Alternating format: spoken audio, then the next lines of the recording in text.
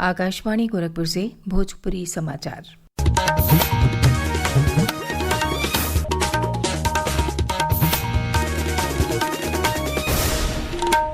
नमस्कार, समाचारन के साथ हैं हम सुकीर्ति अस्थाना। प्रधानमंत्री नरेंद्र मोदी पिछला 11 बरिस में भारत का रक्षा क्षेत्र में भयल उल्लेखनीय बदलाव पर रोशनी डरले हवे। एगो सोशल मीडिया पोस्ट में प्रधानमंत्री कहले हवे कि रक्षा उत्पादन में आधुनिकीकरण और आत्मनिर्भरता हासिल कैले पर ध्यान दिहल गयल हौ। वहाँ के कहली कि ये देखल उत्साहजनक हौ कि कैसे भारत का लोग देश के मजबूत कैले का साझा संकल्प के साथे एकजुट भयल हवे। देश में पिछला एक दशक के दौरान सेवा, सुशासन और गरीब कल्याण नीतियन में उल्लेखनीय प्रगति भयल हौ। आकाशवाणी समाचार पिछला 11 बरिस में खास क्षेत्रन में सरकार के कोशिशन और उपलब्धियन पर एगो खास श्रृंखला प्रसारित कर रहल हौ। ये कड़ी में आज हम पर्यावरण संरक्षण के दिशा में कैल गईल कोशिशन का जानकारी दे रहल हई।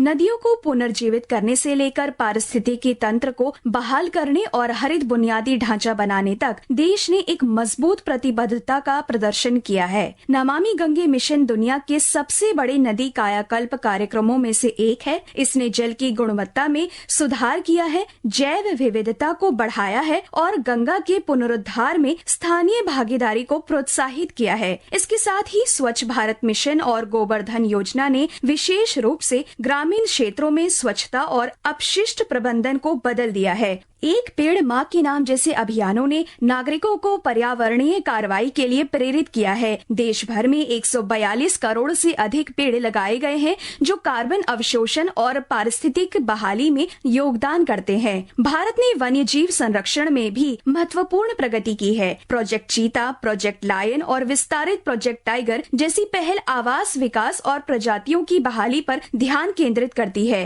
भारत में अब 3682 बाघ हैं जो दुनिया की जंगली बाघ आबादी का 75% से अधिक है। भारत में वर्तमान में 91 रामसर स्थल हैं जो एशिया में सबसे अधिक है। इस दौरान तटीय और आर्द्रभूमि संरक्षण ने भी गति पकड़ी है। 13 भारतीय समुद्र तटों ने प्रतिष्ठित ब्लू फ्लैग प्रमाणन अर्जित किया है, जबकि अमृत धरोहर और मिष्टी जैसी योजनाएं आर्द्रभूमि और मैंग्रोव के संरक्षण को आगे बढ़ा रही है। विष्णु की रिपोर्ट के साथ समाचार कक्ष से वैष्णवी। मुख्यमंत्री योगी आदित्यनाथ राष्ट्रीय जनतांत्रिक गठबंधन एनडीए सरकार का 11 बरस पूरा भइले के मौका पर भारतीय जनता पार्टी का प्रदेश मुख्यालय में आयोजित भइल प्रदर्शनी का आज अवलोकन कैले। ये दौरान पत्रकार वार्ता में वहां के कहले कि प्रधानमंत्री नरेंद्र मोदी पंचप्रण और 11 संकल्प हर भारतवासी के याद करवले रहले। सरकार विकसित भारत का जवन नई धैर्य हवे वो यही पंचप्रण के ध्यान में रख के रखल गईल हौ। प्रधानमंत्री के अगुवाई में हम सब एगो नया भारत का दर्शन कैले हई। मुख्यमंत्री योगी आदित्यनाथ आज बहराइच जिला में महाराजा सुहेलदेव के विजय उत्सव में हिस्सा लिया। ये मौका पर वहां के महाराजा सुहेलदेव का स्मारक और भव्य मूर्ति का अनावरण कैली। मुख्यमंत्री जिला के 1243 करोड़ रुपया के लागत का लोक कल्याणकारी परियोजनन का सौगातो दिहाले। ये मौका पर आयोजित जनसभा के संबोधित करत वहां के लखनऊ में महाराजा बिजली पासी का भव्य स्मारक बनौले का घोषणा कैली।